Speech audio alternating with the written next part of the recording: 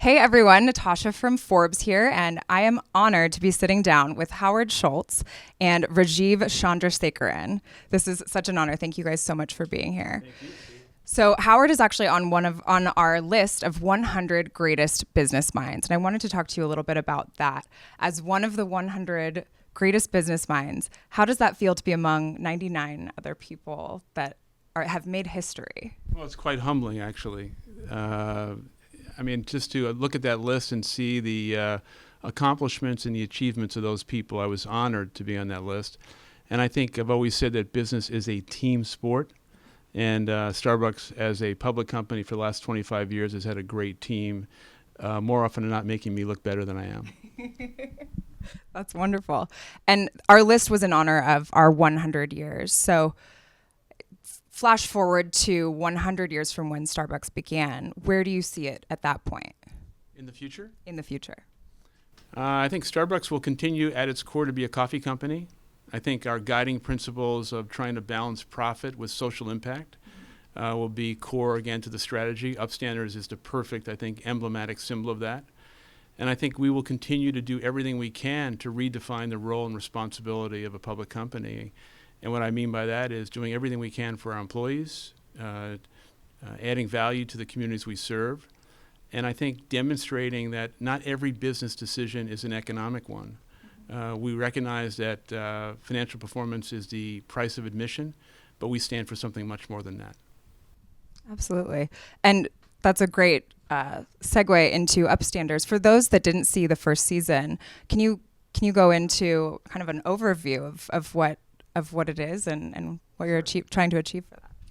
Yeah, so this is Starbucks' first original content series. Howard and I have created 11 short films, mini docs that are about ordinary Americans who are doing extraordinary things, people who are demonstrating great courage, great empathy, civility in their communities, people who are innovators and problem solvers, the sorts of things you don't often see on television news or, quite frankly, in the rest of your social media feed.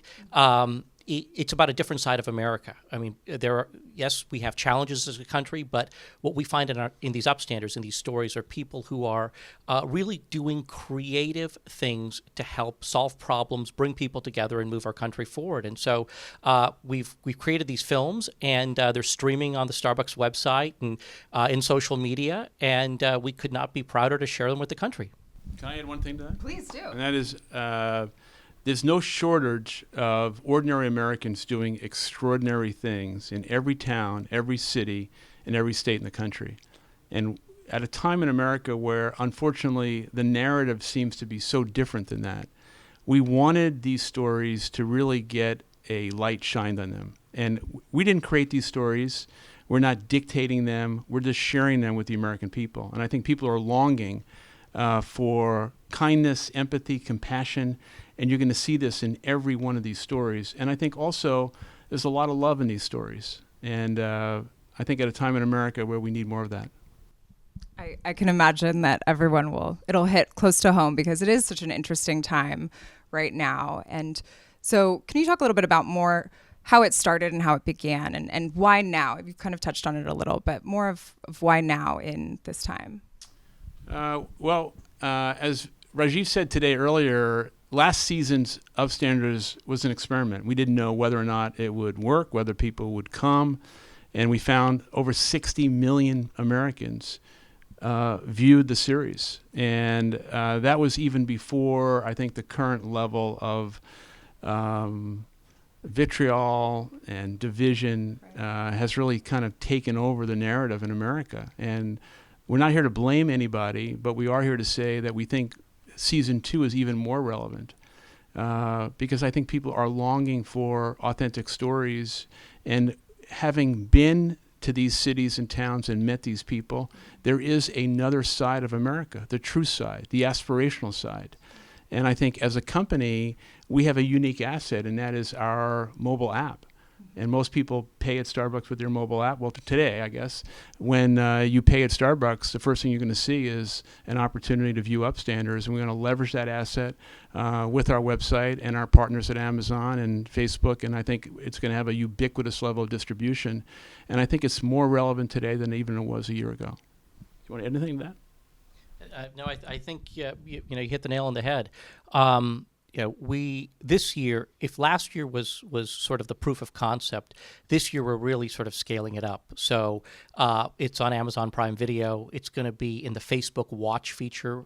We're the kind of first non-media company to be able to create content for that.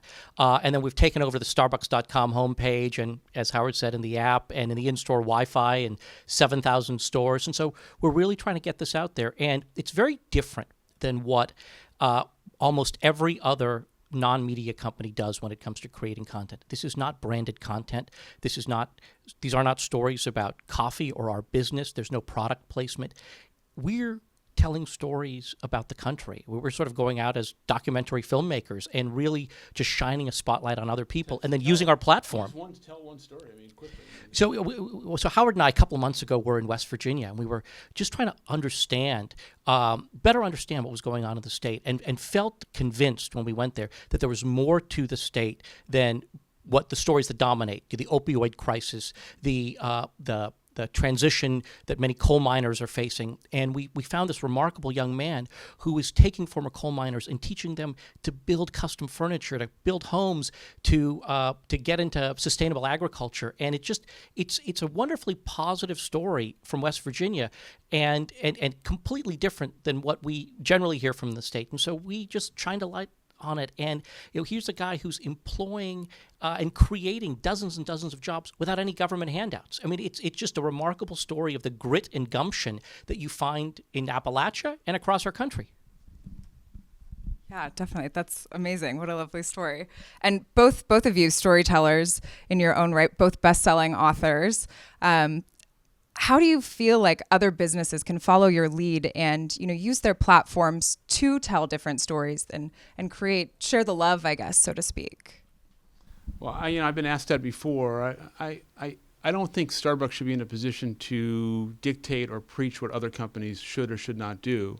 I think what we have found, though, is that there's an opportunity, I think, inside every company for employees today to really want to see their company stand for something more than just making money. And I think people want to be part of something larger than themselves. I think the millennial generation clearly is a generation that has a lot of insight, a lot of perspective. It's an altruistic generation, and I think they want to see companies whose values are compatible with their own. And I think the Upstander opportunity for us is not about selling more coffee or getting more people in a Starbucks store.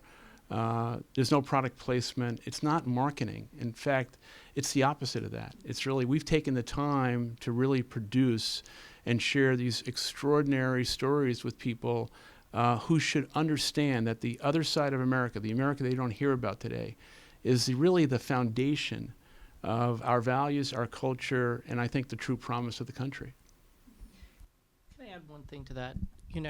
You started out by talking about business leaders, and I think one of the things that makes Howard very unique as a business leader and as a citizen of our country is that, Starbucks could have gone out and sort of done a deal with a documentary production house to create this.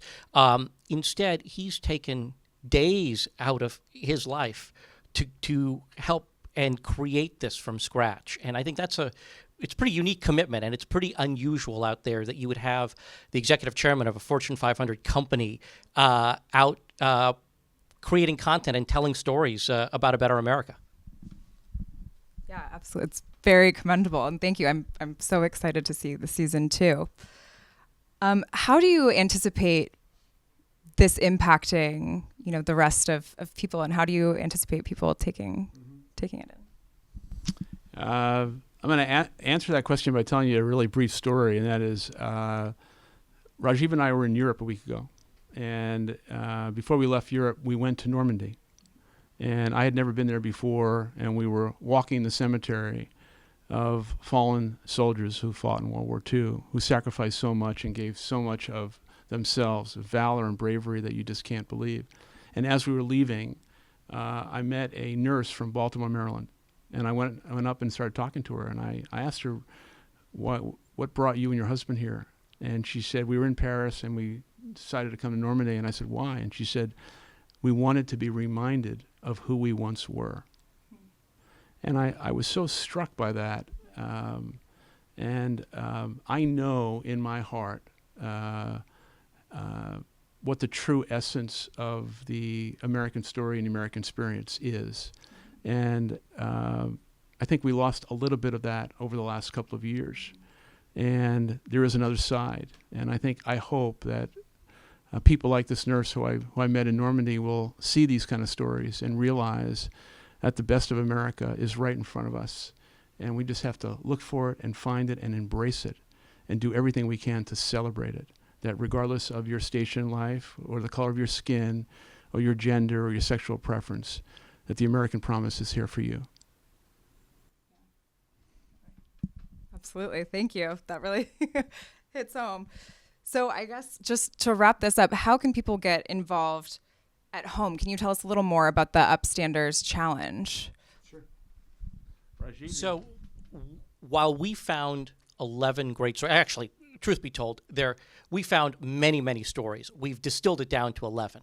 But we know that there are way more Upstander stories than that. So one of the things we're doing is we're encouraging Americans to share their own Upstander stories. And in so doing, we will help support deserving nonprofit organizations around the country. So if you go to Starbucks.com today, we've taken over the Starbucks.com homepage. You can watch Upstander episodes, but you can also participate in what we're calling, our Upstanders Challenge, where people can nominate deserving Upstanders in their community and upload a video, and those that get the most buzz will be eligible to win a grant, a $25,000 grant from the Starbucks Foundation. All told, we're going to no, more than that. It's all told, it's going to be $1 million worth of contributions from the foundation. That's incredible. All right, so did you guys hear that? Starbucks.com today. Starbucks.com, make some videos. Let's change the world all together.